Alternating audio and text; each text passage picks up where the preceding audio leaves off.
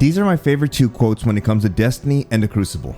Lots of players see losing as some sort of mark of shame, and I'm here to tell you that they couldn't be more wrong. And today, we're going to talk about it. What's up, dudes? It's me, BRAVExHERO, and today I'm going to talk about the #1 tip that I can give to anyone looking to improve in Trials of Osiris. When it comes to Trials, I like to see it as two types of players that are out there. A player looking to improve and earn a flawless, and a player looking to get an easy flawless. If you're looking for an easy flawless, this isn't the video for you. I'm sure you can find some streamer out there who is holding a raffle, or you can easily pay $50 and have someone use your account. They're gone, right? Good. We weeded out the players looking for an easy flawless. Those players looking for that secret magic formula of that E=mc² that doesn't exist in Trials. Look, recently I've been streaming more often and I keep getting asked this one question at least once or twice a stream. Brave, how do I get better at Trials? Well, in today's video, I'm going to be talking about the #1 tip that you should be doing, something that your favorite streamers do, something that has a big return in the sense of improvement. But like always, before we get into the video, if you find this video helpful in any way, a like on the video is really appreciated. But without further delay, let's get into the video. When it comes to Trials and your favorite top tier players, they have put themselves in the situation.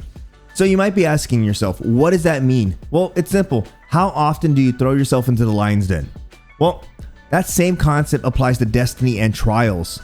These top tier players didn't pick up a remote and instantly became top 1% players. Of course not. They played game after game with one thing in mind, the goal to improve. That actually applies, with myself. I often get asked, Brave, do you go flawless every weekend?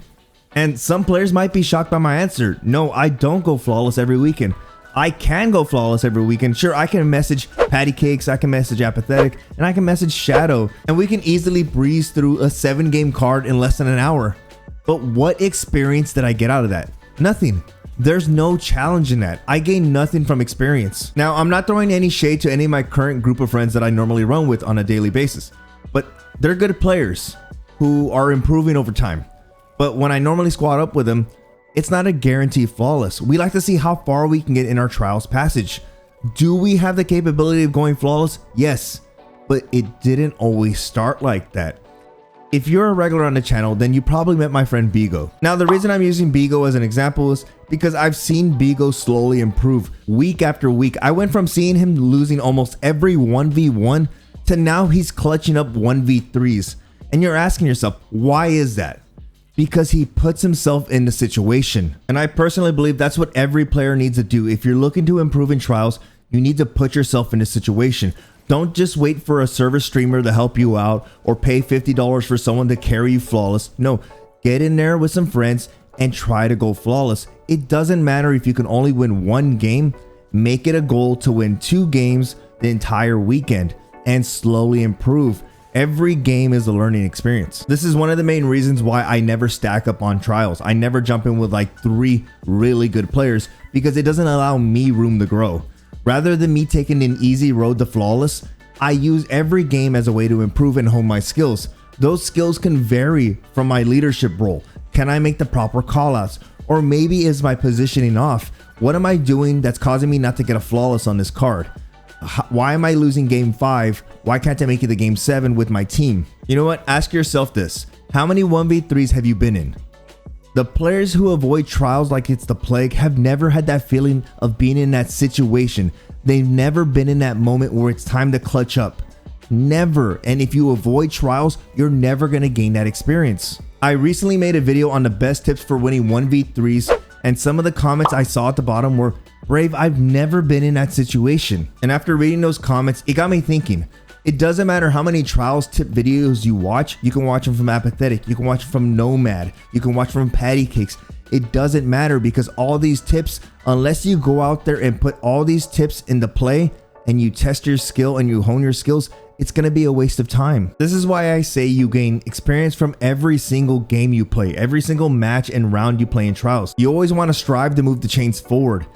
Even if it's an inch, if you and your squad only get 2 wins a card, then keep putting in the work. And I guarantee you, when you get that 3rd win, that 3rd win will be the most satisfying win for you. Now, I'm gonna see this in the comment section. Brave, you said that my favorite streamers do this. Well, like I mentioned earlier, no one grabs a controller and becomes this pro PvP player. No, each time that they do a carry or run with subscribers, they're putting themselves in a situation. They know that they need to play better to pick up the slack of their carry, which ultimately gives them that experience. Just because they get to game 6 with their subscriber and they lose, they don't just say, oh, well, we tried, man, sorry about that. No, they reset the card and they get back into it and they reassess where they went wrong. How did they lose? What could they do to improve? Maybe they didn't communicate well with their subscriber. Look, you can wait all day for a trials carry and hope you win a raffle, but are you gaining any experience from it or just tagging along for the ride? You can pay $50 for a flawless, but once you get flawless, did you gain any experience from it? If you're watching this video, then I'm sure your goal is to improve. Grab a trials passage and put yourself in the situation. Maybe you've never gotten 3 wins in trials. Then make that your goal.